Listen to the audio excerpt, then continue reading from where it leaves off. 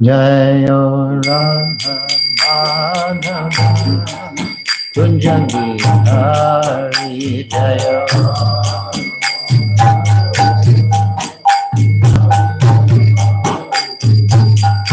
Nijana Vallabha Nirvardhari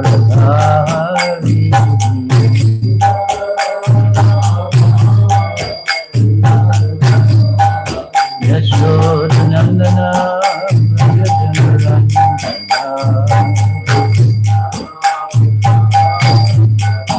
Yamuna Tira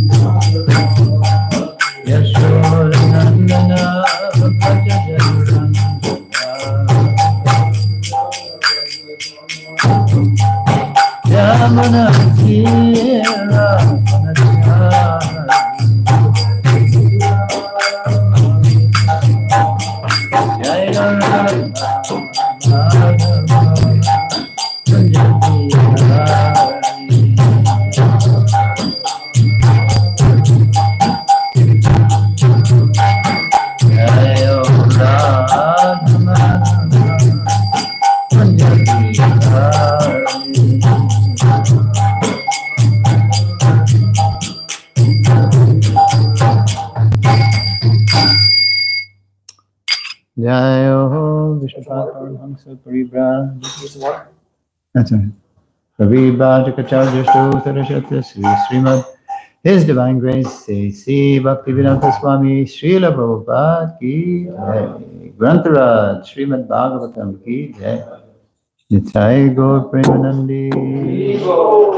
All glory is to the assembled devotees. All glory is to the assembled devotees. All glory is to the assembled devotees. All glory is to Sri Guru and Gauranga.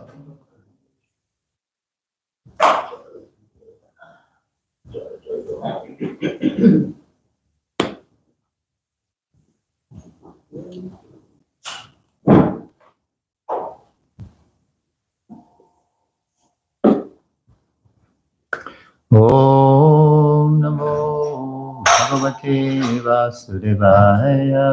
Om Bhagavate Vasudevaya. Om Namo Bhagavate Vasudevaya. Om Namo Bhagavate Vasudevaya. Om Namo Bhagavate Vasudevaya. Om Namo Bhagavate Vasudevaya. Oh, my Lord, Sri Krishna, son of Vasudeva, of all-pervading personality and Godhead, I offer my respectful obeisances unto you.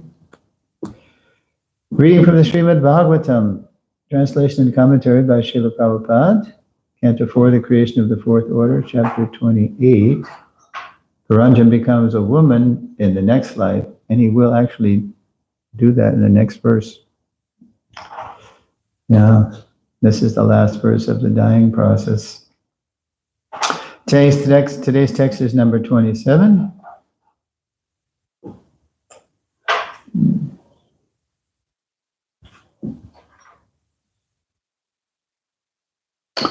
Anantapare tamasi Magno nashta smritis samaham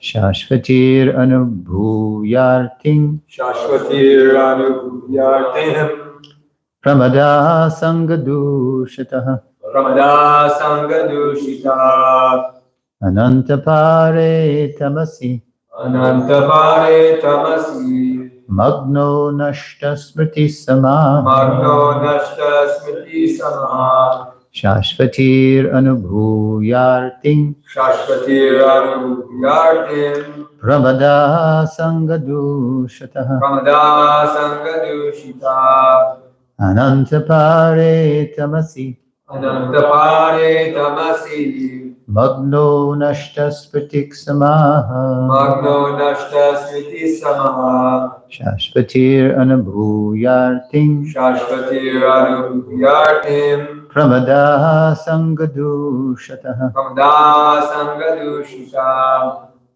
Anantapare Tamasi Anantapare tamasi Magno Nashta Smriti Samaha Magno nashta smritik samaha Shashvatir Anubhyartim Shashvatir Anubhyartim Pramada Sangadushita Sangadushita Ananta Paritamasi Anantapare Tamasi Magno Nashta Smriti Samaha Magno Nashta Smriti Samaha Shashvatir Anubhyartim Shashvatir Anubhyartim Ramada Sangha Dushita Pramada Sangadushita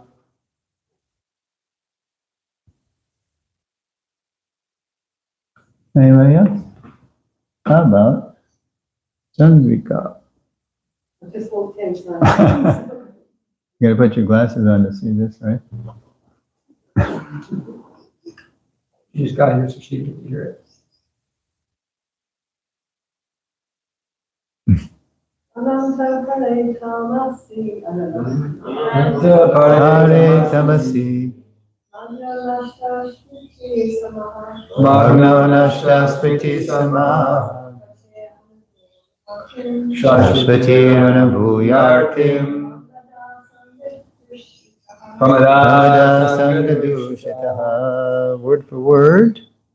Anantapare. Anantapare Unlimitedly expanded. Unlimitedly expanded Tamasi. Tamasi In the material existence of darkness. in the material existence of darkness Magnaha. Magna Being merged. being merged Nashtasmritihi. Nashta Smriti Bereft of all intelligence. bereft of all intelligence Samaha. Samaha For many years. for many years Shashvati. Shashvati Practically eternally. practically eternally Anubhuya. Anubhuya Experiencing. experiencing Artim. Artim The threefold miseries. threefold misery Pravada. Of women. Sangha. By association. Dushitaha. Being contaminated. Translation, due to his contaminated association with women. Notice it's contaminated association, not contaminated women. So ladies, don't worry. This is not a misogynistic translation. Again, due to his contaminated association with women, a living entity like Paranjan generally eternally suffers all the pangs of material existence and remains in the dark region of material life, bereft of all remembrance for many, many years. Please repeat. Due to his contaminated association with women, his contaminated association with women a living entity like King Paranjan a living entity like King Paranjana eternally suffers all the pangs of material existence all the pain of material existence and remains in the dark region of material life, bereft of all remembrance for many, many years. Srila Prabhupada's purport. This is a description of material existence. Material existence is experienced when one becomes attached to a woman and forgets his real identity as the eternal servant of Krishna. So the problem isn't men or women, the problem is our attachment to trying to enjoy materially, separate from Krishna. And forgets his real identity as the eternal servant of Krishna. Nashta smritihi. In this way, in one body after another, the living entity perpetually suffers the threefold miseries of material existence. To save human civilization from the darkness of ignorance, this movement was started. The main purpose of the Krishna consciousness, the forgetful living entity, and remind him of his original Krishna consciousness. In this way, the living entity can be saved from the catastrophe of ignorance. Great, huh? Very dramatic. Catastrophe of ignorance, as well as bodily transmigration. As Srila Bhaktivinoda Thakur has sung, Anadi karama phale paribhavanava jale tari bhare na dheki upai ivishaya hale divanishi hiya jwale mana khabu sukha nahi pai. Quote, because of my past fruitive activities, I have now fallen into an ocean of nescience. I cannot find any means to get out of this great ocean, which is indeed like an ocean of poison. We are trying to be happy through sense enjoyment. But actually, that so-called enjoyment is like food that is too hot and causes burning in the heart. I feel a burning sensation constantly, day and night, and thus my mind cannot find satisfaction. Very stark image, Bhaktivinoda, trying to enjoy material. It always gives you heartburn. Heartbreak. Unquote. Now, material existence is always full of anxiety. People always trying to find many ways to mitigate anxiety, but because they are not guided by a real leader, they try to forget material anxiety through drink and sex indulgence. Foolish people do not know that by attempting to escape anxiety by drink and sex, they simply increase their duration of material life. It is not possible to escape material anxiety in this way. The word pramada sangadushitaha indicates that apart. Prabhupada says the word, it's all hyphenated. Well, the word pramada sangadushitaha indicates that apart from all other contamination, if one simply remains attached, there it is again, attached to a woman, that single contamination will be sufficient to prolong one's miserable material existence, or for a woman attached to a man. Consequently, in Vedic civilization, one is trained from the beginning to give up attachment for women. The first stage of life is brahmachari, the second stage grihastha, the third stage vanaprastha, and the fourth stage sannyas. All these stages are devised to enable one to detach himself from the association of women. Okay. Srila Prabhupada ki jai. Om Jnana Timirandasya Jnananjana Shalakaya Chakshurun Militam Jena Tasmai Shri Gurave Namaha. Yes, Pramada Sangadushitaha. So the word for word of women by association being contaminated. But again, notice Prabhupada translates it. Due to his contaminated association with women.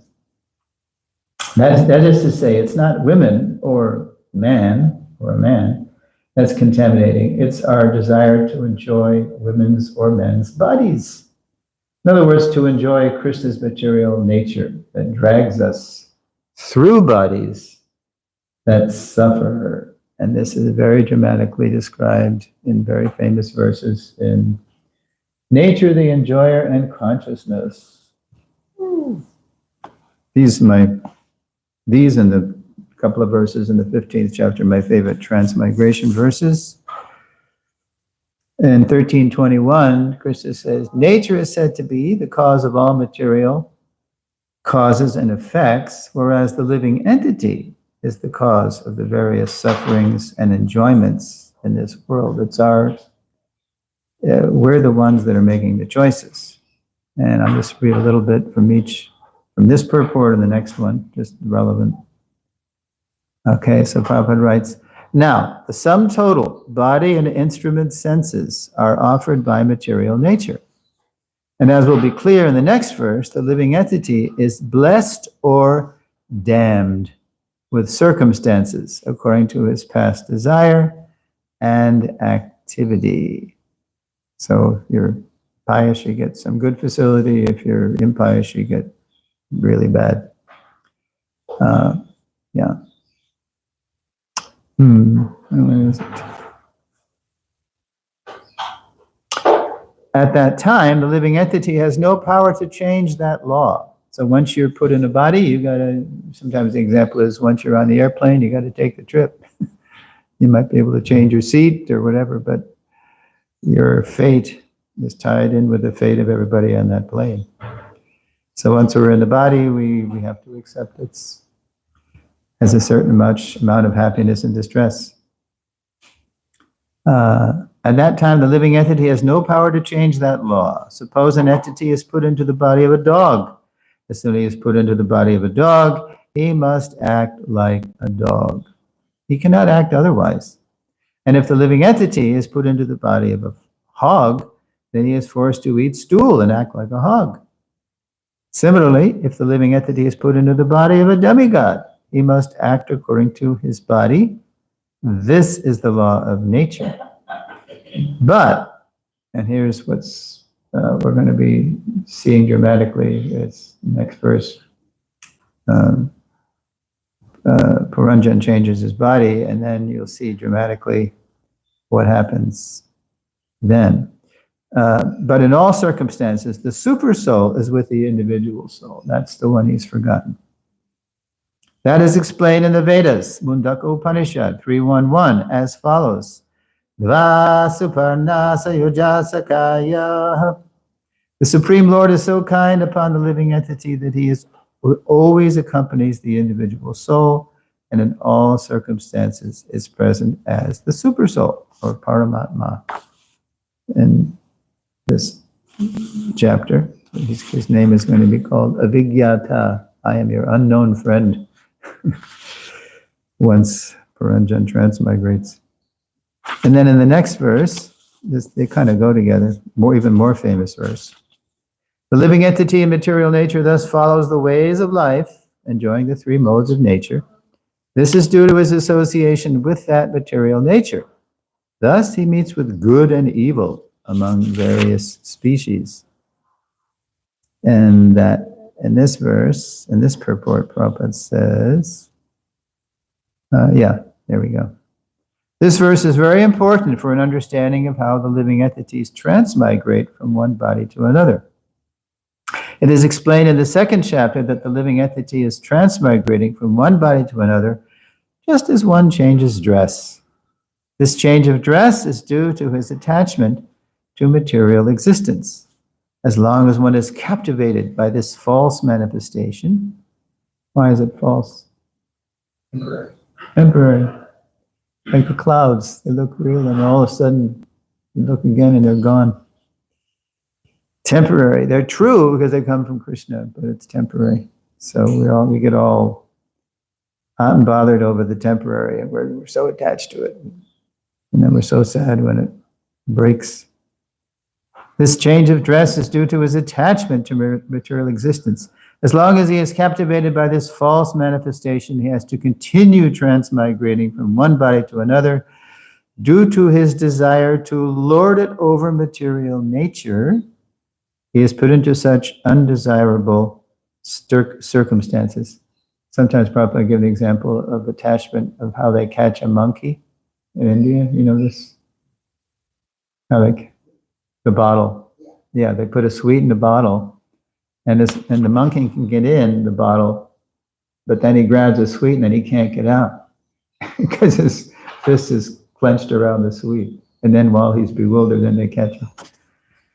But that's our, we get caught by the sweet, we're suckered by the sweet, usually sex or intoxication, and then we can't get out. We get addicted, down. Under the influence of material desire, the entity is born sometimes as a demigod, sometimes as a man, sometimes as a beast, as a bird, as a worm, as an aquatic, as a saintly man, as a bug. This is going on.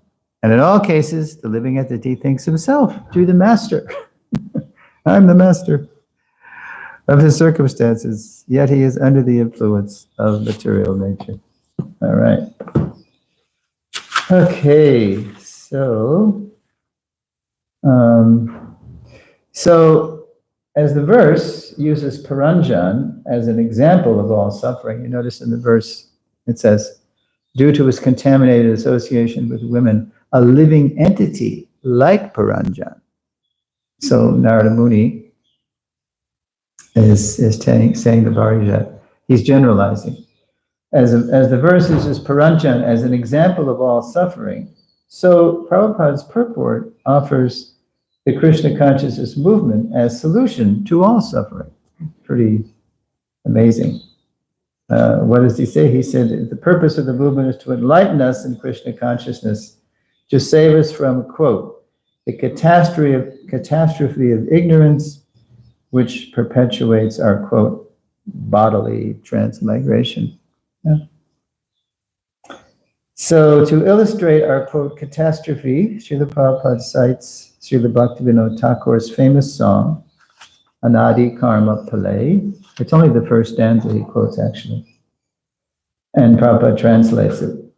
And by the way, with the help of Lalita, yesterday she helped me download, there's a new version of the Vedabase, Vedabase 25. It's really good. It's got so much new stuff on there. And at the request of the BBT, the archives broke the Vedabase into two parts. There's one part that's just Prabhupada's spoken and written word.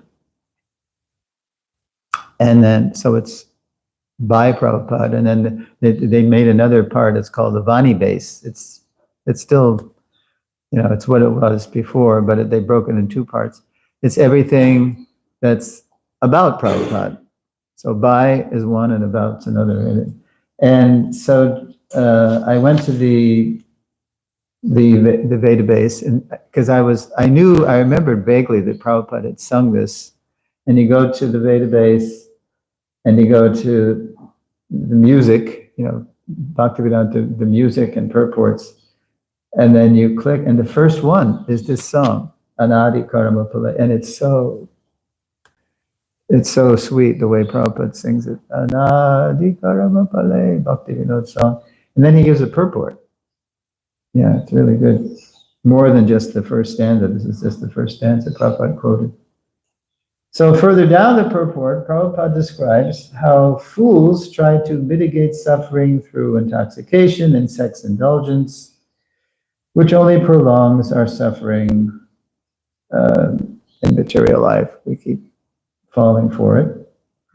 So it's interesting because that's what we do to try to forget our suffering. We sort of medicate, so to speak, through sex and intoxication. What do people say? Let's go drown our sorrows. Or Ray Charles had a song called "Let's Go Get Stoned." Remember that? Yeah. So yeah. Ain't no harm to take a little sip, but don't fall down and bust your lip. And then, then the Relettes come in. Let's go get stoned. That's what they're doing. That's how we medicate. But it's interesting the way the devotees try to deal with suffering is not by forgetting the suffering by trying to do, they do something positive, by trying to remember Krishna. That's how we are able to endure, the Holocaust, the horror show, the heartbreak hotel of material life. We remember Krishna, and then we're just, and plus we say, oh, this Krishna, you're so kind, due to my past activities, I was due so much more, but you're kindly minimizing it. So our attitude is gratitude. Now, Srila Prabhupada ends the purport by referring to, that last line of the verse, pramada sangha dushitaha, associating with women for contaminated material enjoyment. It's the, quote, attachment that keeps killing us. So it's not for a woman, a man, a woman. It's like, it's our attachment.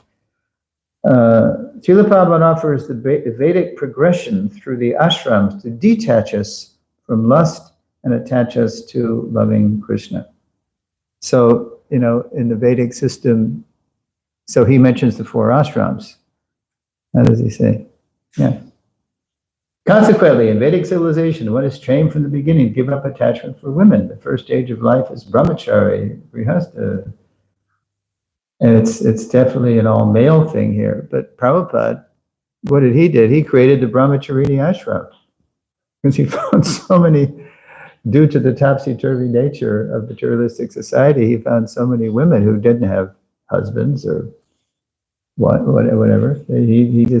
So he created a whole ashram just to give them access to the mercy of Lord Chaitanya Mahaprabhu. And Prabhupada tried to explain this to his godbrothers who criticized him for that, letting men and women serve together in the same places. But Prabhupada had a higher principle, giving everybody access to Lord Chaitanya's mercy. Okay. And giving us the same program, hearing and chanting, to attach us to Krishna. Now, I'm going to, Ashram Maharaj gave me this wonderful program where I know that he gave me this thing where you get everything in the Bhagavatam, but you also get Vishwanath's purports. And sometimes Vishwanath gives some very interesting comments that you don't find in Prabhupada's purports, although it's the same message in different ways. So listen to this. So interestingly, in his comments to today's verse, Srila Vishwanath Chakravarti Thakur focuses on what Narada Muni did not tell King Barishat about Paranjan's death. Okay, so what does that mean? So I'm going to share with you. Shareable. Yeah, I've given it to Paranga, right? Yeah. You want? I can just bring over a pen drive or. Okay, so this is Vishwanath's comments, and it's very interesting. Okay, so Vishwanath's talking. It's a little difficult because whoever translated this I think it was a literal translation. I think it was Banu Maharaj, actually, who gave us Sarartha Darshini, all of Vishwanath's purports. But you don't always know who the pronouns are referring to. So I figured it out, so let's see if I can remember. He, that's a reference to Paranjan. Yeah. He, Paranjan, was merged in the darkness, and no end to the darkness. He was just going down, down, down. No end to the suffering. But, Vishwanath says, since he had worshipped through many sacrifices, like King Barisha, remember, this is Narada Muni telling the allegory of Paranjan to Barisha. So Paranjan is Barisha, and he's also all of us. We're trying to enjoy a material body. Since he, Paranjan, worshipped through many sacrifices, it should be understood that he also enjoyed happiness in Svarga for many years. So he also had gone to Svarga, because he had done a lot of pious stuff. This is not mentioned. So this is not mentioned in this verse. The Narada Muni didn't mention this.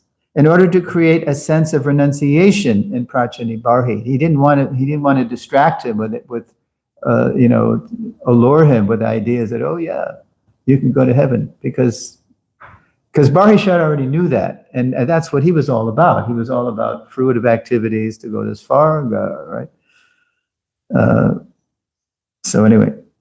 But because of remembering a woman, Paranjan, he became a woman, because that was his, on Paranjani, he just became so attached to her. So that's what he had to, by the laws of nature. The spiritual person, now here's what Vishwanath says. The spiritual perspective is this.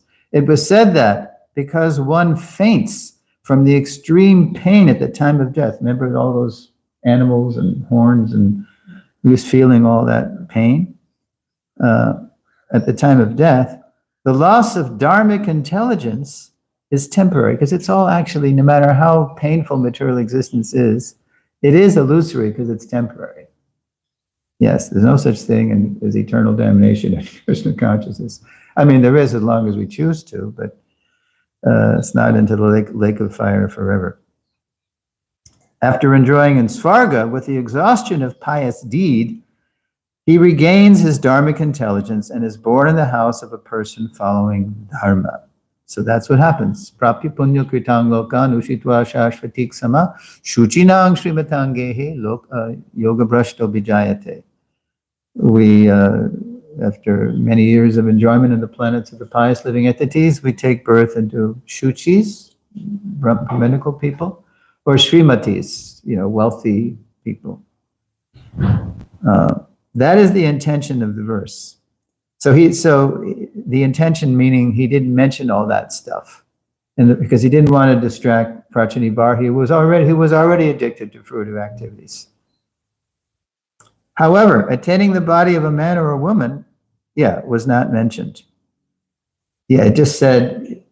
It says, due to his contamination with women, a living entity. It was very general. Like King Paranjan, eternally suffers all the pangs of material existence and remains in the dark region of material life, bereft of all remembrance for many, many years. It wasn't specifically, he didn't talk about, he's going to become Vaidarbhi in his next life, but that's in the next verse, you'll see. However, attaining the body of a man or a woman was not mentioned. The various options of birth, however, such as a man or a woman, generic, are not mentioned here. This is explained, listen to this. This is explained later. I gotta get down. How do I do this? Oh, here we go. Okay, so now Vishwanath, he quotes a verse from the next chapter, 429, 29, yeah. And here it is. This is the translation. This foolish jiva is sometimes a man, and sometimes he is a woman. Sometimes he is a eunuch. Did he not know what a eunuch is? I looked it up. Actually, it means different things. It means either a castrated man or a man whose bodily parts never really manifest. Interesting, huh? I'm going to ask, is anybody a eunuch here? I was like, don't ask that. Huh? So I thought you were going to ask, is anybody a eunuch here? And another meaning of eunuch is sometimes it's used. Oh yeah, it was used even in the Mahabharata, because Karna called Yudhisthira a eunuch. No, who was it?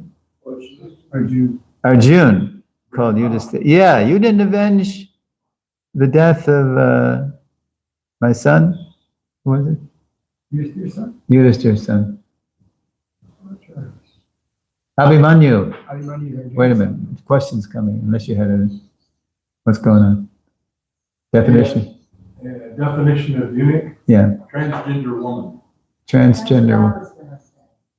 And Arjuna was a eunuch. Yeah. In the court of Iraq, a eunuch named Brihannala. Brihannala. Who was the dance teacher. Right. He had been cursed to be a eunuch. Yeah, that's right. So he played that role. Yeah, by that woman. Who cursed him? Urvashi. Because he wouldn't enjoy with her? Yeah, right. So he had to live out that. It came in handy though. Yeah. In the kingdom of Virat. He defeated the entire crew army of the eunuchs. Yeah. Okay. Sometimes he is a eunuch. You can actually become a eunuch. Joy. Sometimes he is a devata, or an Indra, just the opposite. You enjoy so much, you could, yeah. Anyway, no comment. He is a devata, a human or an animal. His birth takes place according to the gunas and his actions. Okay. So I would like to end with something very interesting that came to me yesterday on email. It just happened to fit into this. So, as foolish people try to drown their sorrows in sex and intoxication, devotees like Queen Kunti welcome the catastrophes. I wish these calamities would come again and again. Famous verse. You know this? I just memorized it. Viparashantika Shashva Tatra Tatra Jagadu Bhavato Dharma Darshanam Bhavato Darshanam Yatsya. Apunar Bhava Darshanam. I wish those calamities would come again and again so that we could see you again and again, because by seeing you, we will no longer see repeated birth and death. Famous Queen Kunti verse.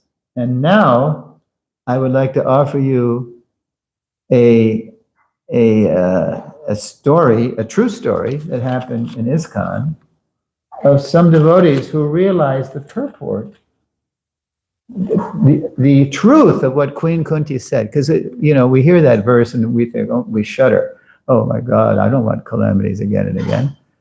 Right? But listen to this. This is a story. I have a godbrother, maybe Dhanadhar Swami.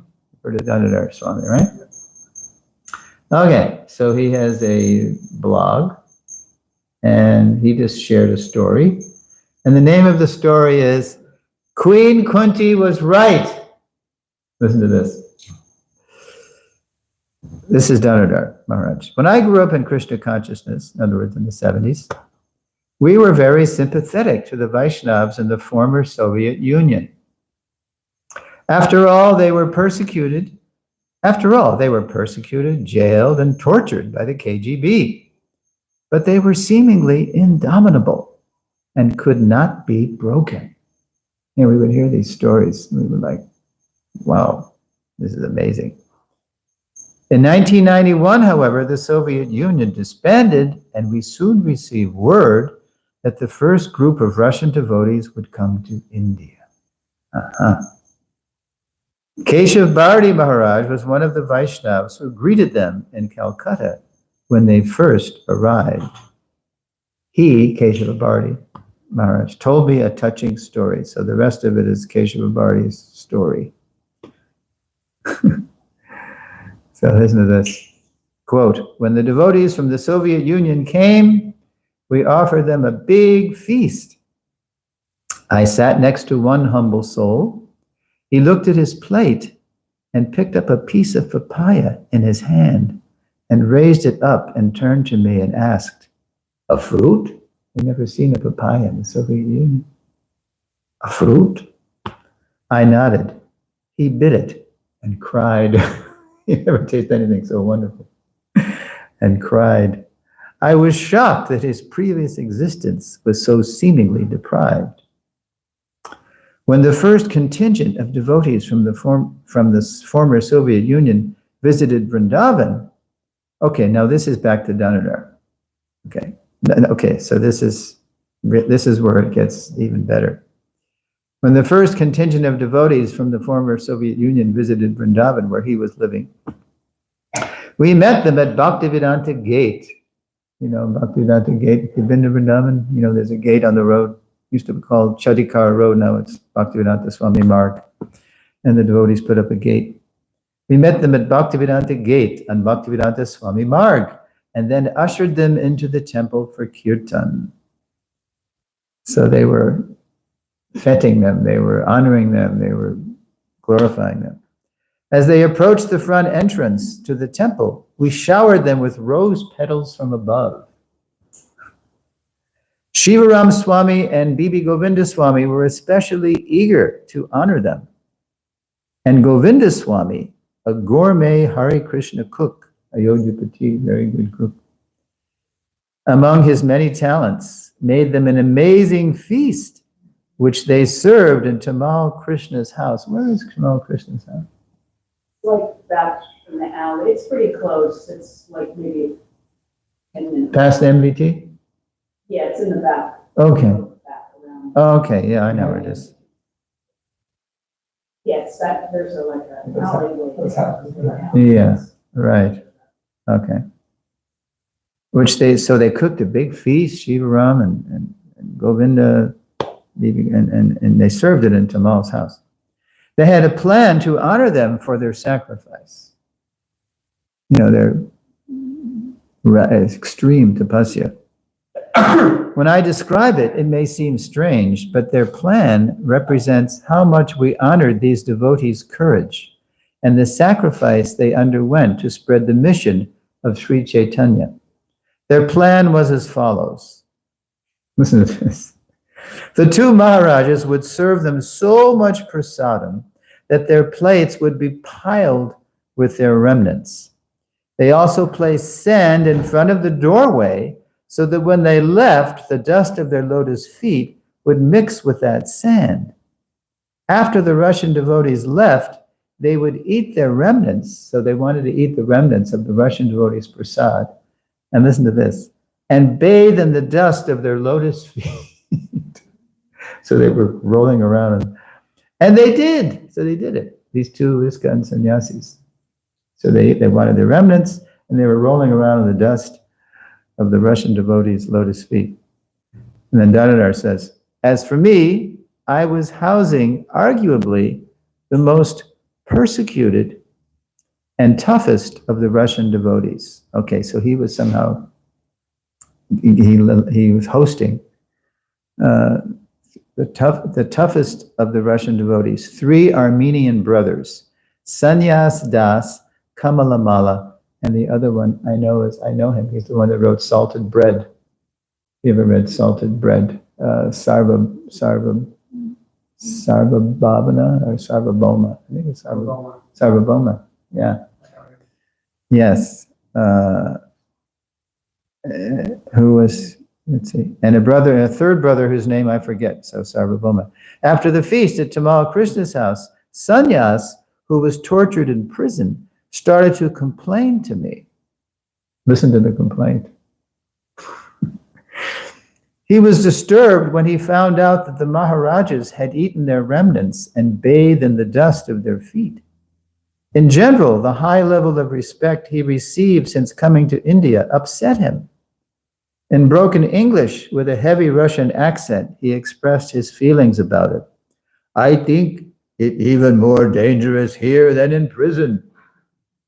In prison, they can only harm your body, but here with all this worship, they can kill your bhakti. So he was like, he didn't like the adulation. Just as he was griping about the worship he was enduring, Kamalamala, a very tall, imposing person, was walking by and overheard what his brother was saying. He stopped, turned his head to me, and in a very heavy tone commented, Queen Kunti was right. For those unfamiliar with that reference, he was referring to the famous statement by Queen Kunti. She lamented that Krishna was leaving because the horrible war which called for his presence, because the horrible war which called for his presence, and caused her family untold suffering, had now ended. And then he quotes the verse, I wish that all those calamities would happen again and again so that we could see you again and again, for seeing you means that we will no longer see repeated births and deaths. And then Damodar says, we generally feel closer to God in times of tragedy, but how many of us value God's presence and shelter to that degree? And then he prays at the end of this blog, he says, Dear Lord Sri Krishna, I pray that one day I can value your presence in my life so much that I too may proclaim, Queen Kuti was right.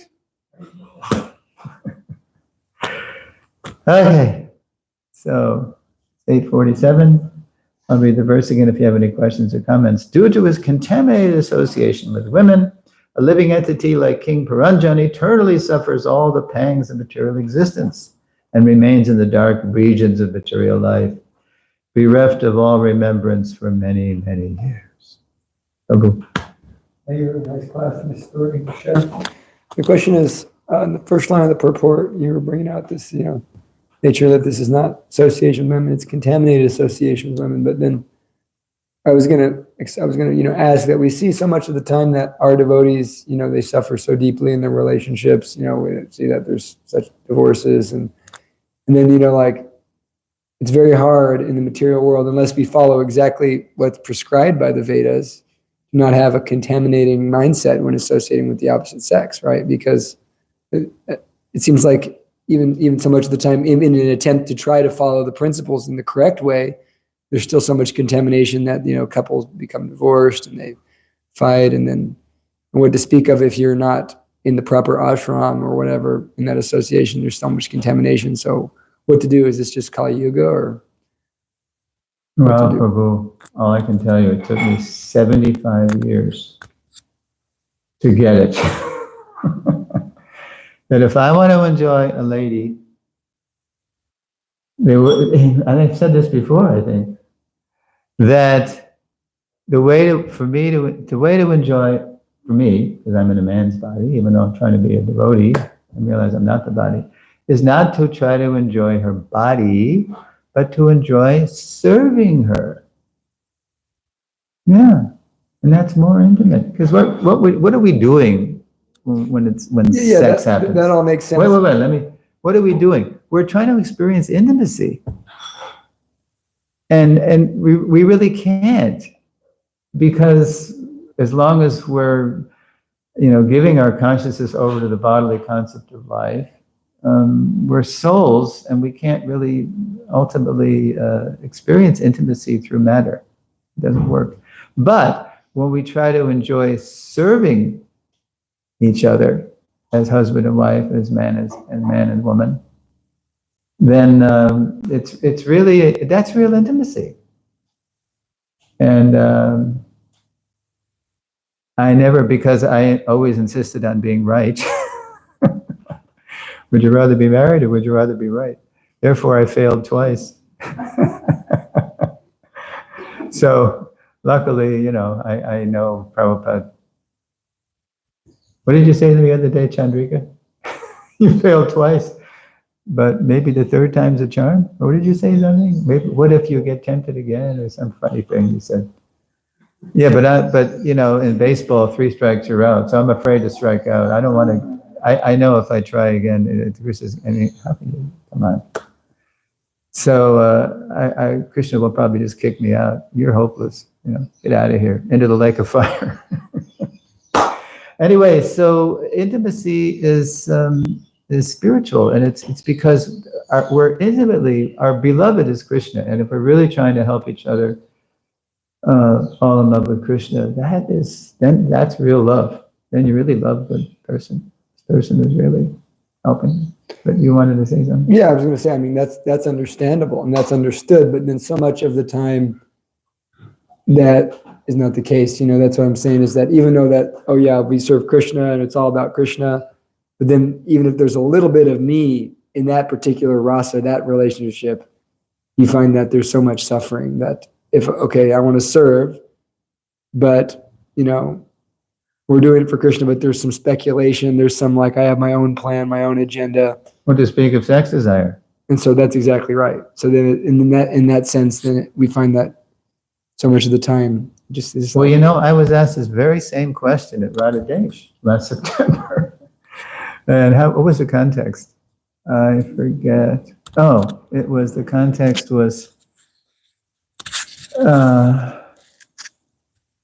There was a German lady, Tulsi Rani, her name was. She was the Tulsi Pujari, and she said, I forget what triggered this in her, but she was married, and she said, Prabhu, what did she say? How can we follow the regulative principles when, especially in the beginning of marriage, right? When you're young, and we didn't go to the Gurukula, we didn't go to the Brahmachari ashram. We're trained up in the Asura Kula to enjoy each other's bodies. So I said, yeah, well, that's true. And, and I've experienced that too. Twice. I tried. But you help each other because you're mainly trying to be devotees. So it's not that, maybe it's like the way Prabhupada told, did I say this in the last class? I gave Shama Sundar a way to give up smoking. Yeah. One a day. Yeah. Don't give it up immediately. Give it up. Just give it up one a day. So he said, that's how you can do it. Just give it up gradually. It's not that in the beginning you're necessarily going to be, it's just for Garbhadan, Prabhu. Maybe you can't.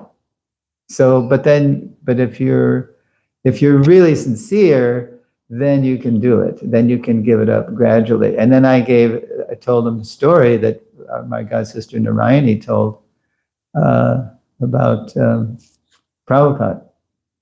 How in the Calcutta temple there was in the beginning of the Calcutta temple, believe it or not, it was Americans. And women were doing the artis. I mean, you won't find this today because it's India, and now it's all men doing it and all that stuff. But the first people to train the men, the Bengalis, were Malati, and Narayani. They were training the Bengali brahmacharis how to do arti. And so, but in the beginning it was the women. So Narayani was so this one Western lady was doing the Mangal Arti every day. Narayani tells the story. And but one morning she didn't show up. And Prabhupada was there. He was going to Mangal Arti too with the devotees. So Narayani had to jump in. And so Narayani did the Arti, and then after the Arti, Prabhupada said to Narayani, so where is, I forget the woman's name, where is so-and-so? And so Narayani, full disclosure, she said, well, Narayani, Prabhupada, the lady came to me, so-and-so came to me before the Arti and said, I can't do the Arti this morning. So, and it wasn't because she was having her, monthly cycle or anything. So it was, so then Prabhupada said, well, tell the lady to come to my room. So she came to Prabhupada's room in the Calcutta temple. And so she said, my dear daughter, or whatever he said, so why didn't you do Arti? Well, Srila Prabhupada, my husband and I were intimate last night. That's how she put it. And Prabhupada got it. And he said to her, oh, that's all the more reason why you should have done Mangal Arti. For purification, the purification. Not that you're too fallen, therefore you can't do it. And so Prabhupada understands. He didn't just banish, he didn't say, get out, damn spot, get out, damn woman. No, he didn't say that. He said, that's all, he was very kind. He said, oh, that's all the more reason why you should have. He was encouraging her that when that happens, then you just gotta, get up and do the right thing. So then I turned to, when I told the story, then I turned to Tulsi Rani and I said, so those things happen. We just have to keep going, keep trying, and accept the way to help each other get the higher taste. So. Okay, a little bit of a confessional there. At least it wasn't my confession, right? Okay, Srila Prabhu, and tomorrow with dear old Prabhu is going to, he's going to actually become, by Darby, he's going to become a woman in the next life. Srila Prabhupada ki jai.